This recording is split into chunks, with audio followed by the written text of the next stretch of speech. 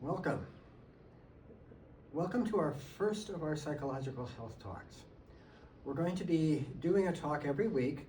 We'll be talking about a variety of psychological health talks, looking at some of the evidence that we have for how human behavior works and getting into some of the research as well as some of the practical examples.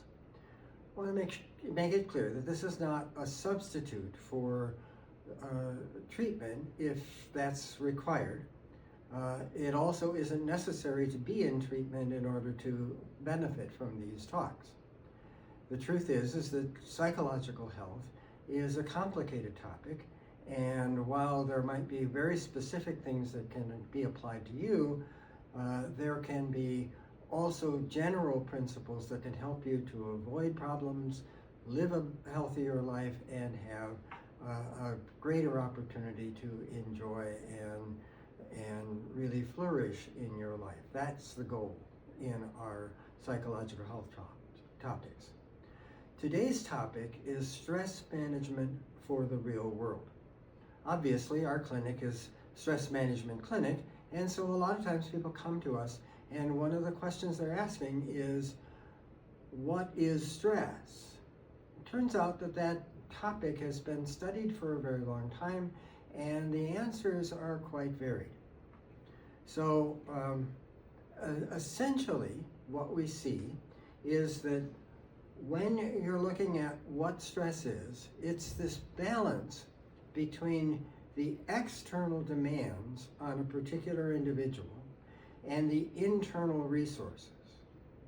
So to give you a simple example, if you ask a second grader to add 6 plus 8, that can be a challenge for somebody who's just learning that information. They don't have the inner resources yet. But when we look at an adult who has a diploma from high school or maybe college or even a graduate degree, that's a simple task. The inner resources have increased where the external resources have remained constant. Now, that means that there are times when one person might experience something as stressful and another person might experience it as much less stressful because of the balance between the internal and the external resources. When we look at stress then, when we look at the larger picture of it, there are a couple of things that we need to be aware of. First of all, I want to talk about acute stress. And most of the time, when you read about somebody talking about stress management, they're talking about managing an acute stress. An acute stress is something that is immediate, it is disruptive, and once it's resolved, we can go back to our life as it was before.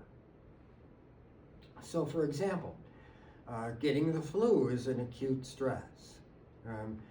You were healthy, you get this virus, you're sick for a while, and as you recover, you can return to your life as it was before. Much of what we see in stress management techniques as they're identified online or you have an opportunity to talk with somebody, they'll focus on acute stresses. You're upset about something. What are some of the things that you can do to meet that particular event, resolve it, and get back to your life as it was before? Acute stresses are important, and they're important for a variety of reasons. Among them, some acute stresses can actually be life-threatening. So if you were coming out of a restaurant in the evening and you're walking to your car and someone approaches you and they want to rob you, that's an acute stress. It is something that could be life-threatening, and it is something you must address immediately, right away. One of the differences between human beings and animals is that animals are very good at addressing acute stresses. There was a book by a biologist by the name of Robert Sapolsky that became quite well known called Why Zebras Don't Get Ulcers. And the answer to that is a zebra is chased by a lion. It either gets away or it doesn't. Once it gets away, their life returns to normal and they don't worry about the future lions or anything like that. They just go back to their normal life. Human beings are different than that. We carry over our stresses from one event to the other. So if we use the example that we used before, you're on your way to your car after an evening meal, you're approached by somebody who tries to rob you, assuming that this gets resolved and you are able to survive and the perpetrator is caught. The next time you're at that same restaurant going back to the parking lot, you're going to be much more alert and much more on edge because you can remember the previous stress and you're trying to address the situation again so that you can avoid that stress in the future. So when we're looking at acute stresses, there are a few different things that you can do that can help you to address acute stress. Here are several of them. You can make sure that you're taking care of yourself, eating well, exercising, drinking water. You can learn how to make sure that you are accomplishing your tasks so that they're not carrying over. But perhaps the most common acute stress process is to learn to move from a situation in which you are quite on edge to a place where you're more relaxed. And there are several things that we have learned over our research that helps us to do that. For example, one of the things that you can do is you can slow down your breathing, because when you're in acute stress, you tend to breathe more rapidly and more shallowly. That would make sense because zebras need to breathe rapidly and shallowly in order to be able to move rapidly to be able to run away from whatever the threat it might be. Our breath follows similar patterns. So if you're stressed, you can try breathing more intentionally to help you to reduce your stress level. For example, you can use box breathing, which is essentially breathing in to a count of 4. 1, 2, 3, 4. Holding your breath for another count of 4. 1, 2, 3, 4. And breathing out to a count of 4. 1, 2, 3, 4. Now, you can easily see if you practice this a little bit that slows down your breathing. It allows you to get a slower pace. It allows you to get better oxygen. That slower pace of breathing allows you then to let go of some of your immediate stress. There are other kinds of things that you might do. You might visualize yourself being in a safe place.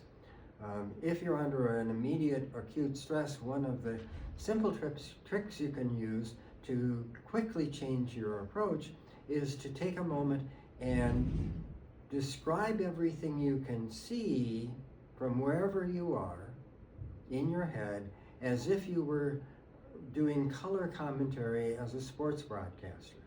What that does is it moves you from the intense focus on what's going on internally to a focus on what's external, and assuming that you're in a safe place that allows you to let go for a brief period of time and whatever's worrying you and be able to reset the system.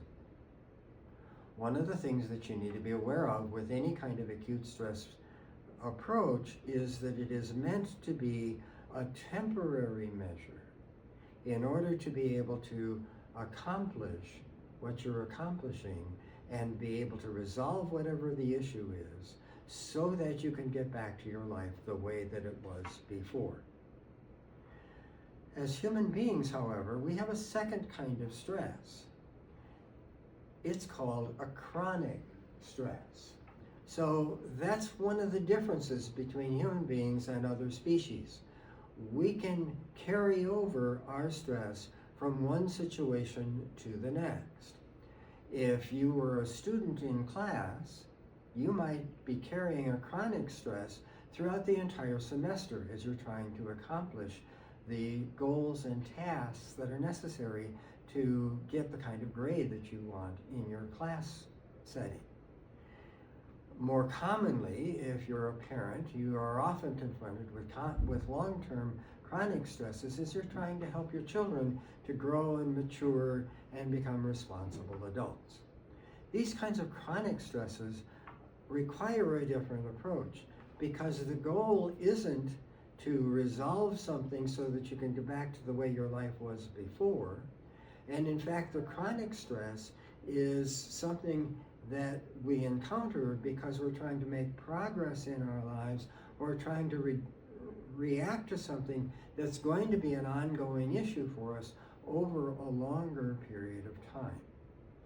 And much of our stress management in its classical sense doesn't adequately address what we need to understand to be able to accomplish a chronic response to chronic stress.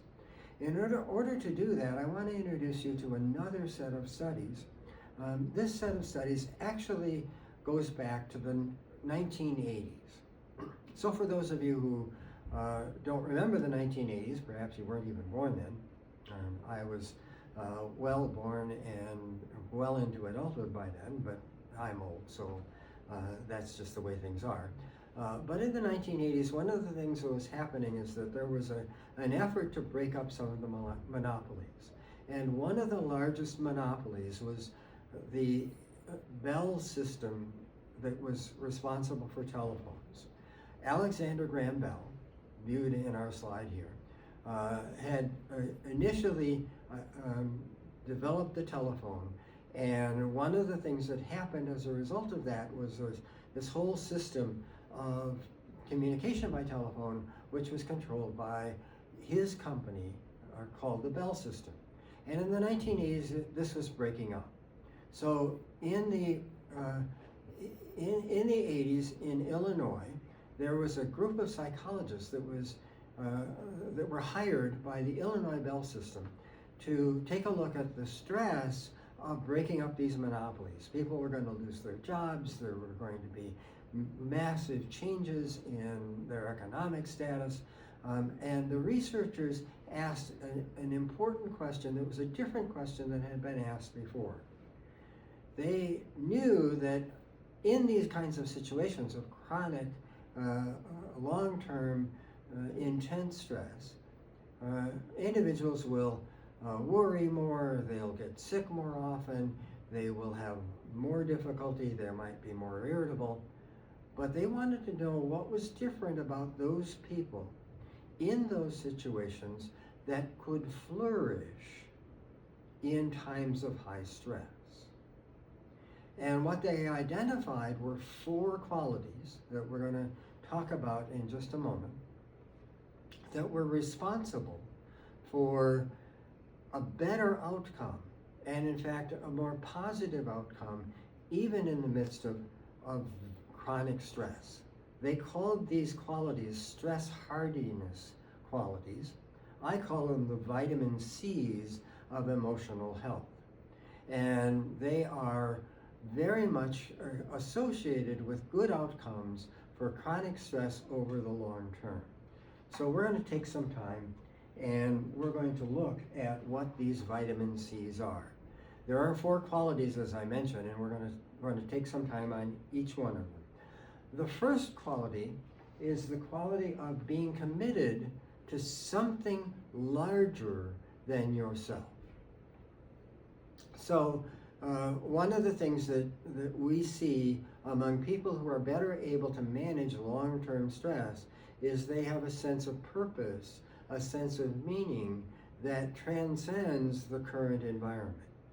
Those Illinois Bell executives that were more likely to thrive often had a sense of deep faith, or they had a really strong commitment to doing the right thing for their families, or to even guiding this business through these major changes and coming out with a better outcome in the long run.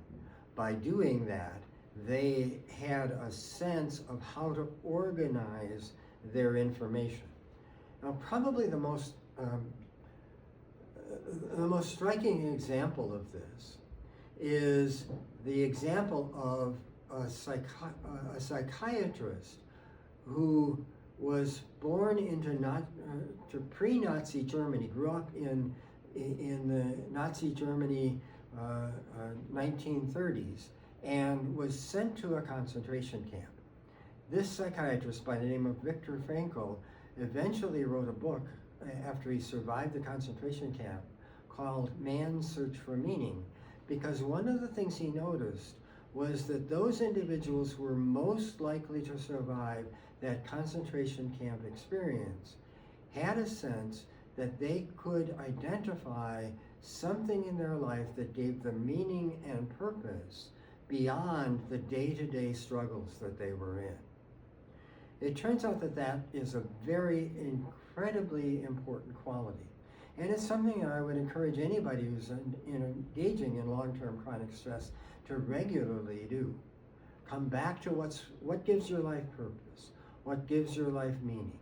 Over the weeks ahead, we'll talk a little bit about how to develop that quality and the importance of it.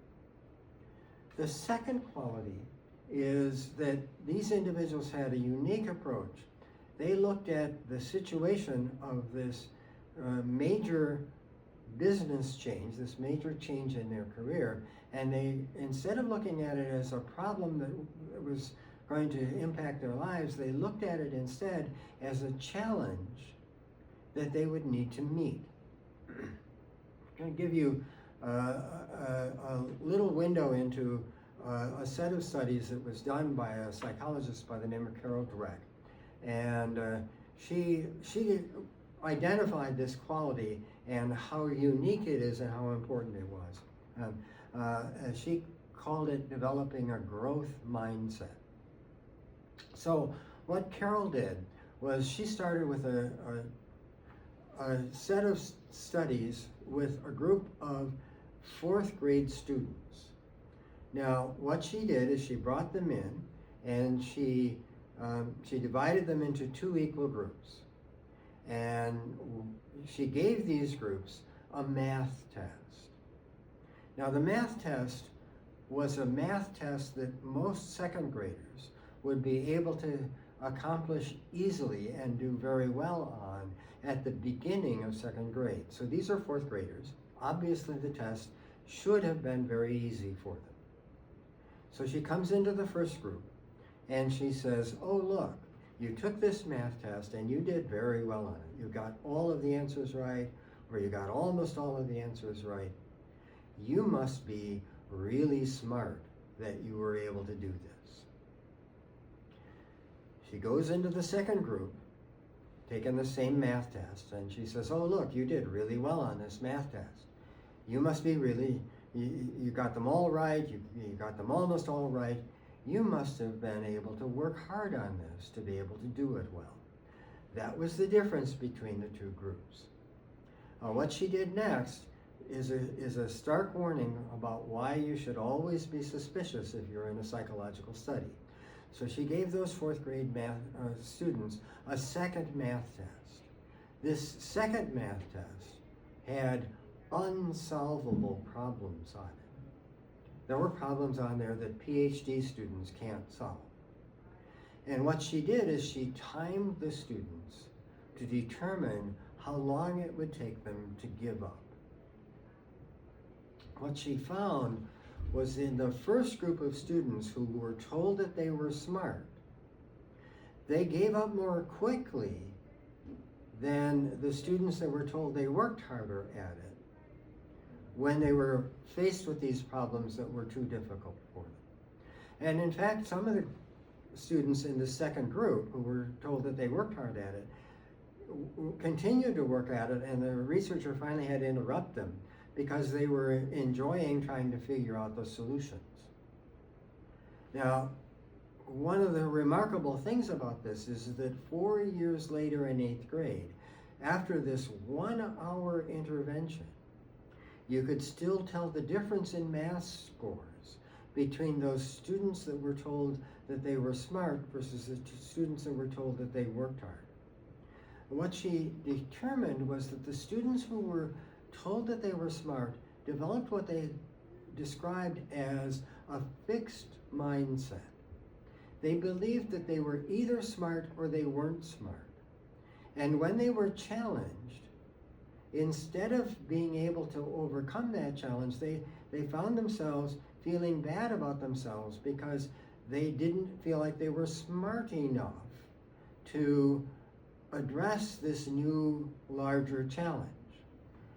By contrast, the students that were told that they worked hard at it developed what she called a growth mindset. That meant that when they were challenged with something new, they had a sense that what you do when you're challenged with something new is you work harder and you learn from what it is that you do. And when you make a mistake, you don't see that as a negative quality, you see that as an opportunity to learn. That difference makes all the difference in the world when we're dealing with difficult, long-term chronic stress. Because if we feel like we only have a limited amount of resource, that stress is easily interpreted as something that defeats us. If instead we see that new challenge as an opportunity to learn and grow, then we might even be willing to take on additional challenges and use that chronic stress as an opportunity to become better rather than feel defeated. The third quality is the quality of what we call control. And one of the things that the successful individuals who were managing this chronic stress did better is they were able to identify what was in their control and what was not in their control, so that they could devote their energy, their resources, to what was actually in their control. One of the places that we see this come up, we see this happen sometimes in sports situations, where if we take for an example a defensive back on a football field and the ref calls a pass interference on the defensive back, whether or not the defensive back believes and agrees with the ref or not, they have this enormous challenge of being able to say, okay, what the ref called and the penalty that was involved, that's no longer in my control.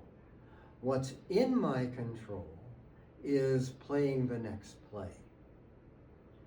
We often find ourselves doing this when we're in chronic stress. Well, what if the world were this way? Or what if that person hadn't done this? Or what if this other thing happens? And we spend an inordinate amount of time worrying about things that are not in our control, rather than trying to identify what is in our control so that we can focus our energy and our resources on what's actually in our control. The fourth of the qualities is one that was actually a surprise to the researchers, but it was so present and so consistent that they included it, added it into their original research design, and verified it with additional research over the next decade or so. And that is that there's a sense of caring and community that is supportive, that helps us to manage our chronic stresses. One of the things that we see over and over again in communities that have a chronic stress event is that when the community pulls together rather than splinters apart, that pulling together gives them far more resources to be able to manage their stress and to be able to respond effectively, so that each member of the community contributes to addressing that stress, surviving that stress, and even flourishing within that stress. So it's important to recognize that we have these two different types of stress. We have acute stress, and acute stress is involved when there's a specific event, it's time limited, it's disruptive, and if we can address it and resolve it, we can go back to our life as it was before. Chronic stress is different. Chronic stress is unrelenting. It's not something that is acute. It is not something that has a time limit to it. It happens. It is something that then changes the flow of our life, and our adaptations to chronic stress provide us either with the opportunity to address it and continue, or even oftentimes become better because we are working and effective in the way that we're responding to it, and that makes us effective in our whole life. So that's our look at stress management in the real world today. Looking at a much broader picture of stress, we will be looking at that opportunity to manage that stress later on in this month. Next week, I'm going to be talking to you in advance of Valentine's Day, looking at what a mature love actually looks like. So thank you for attention. We hope that you'll enjoy these talks, and we hope that you will subscribe to our YouTube channel and continue to engage. Thanks.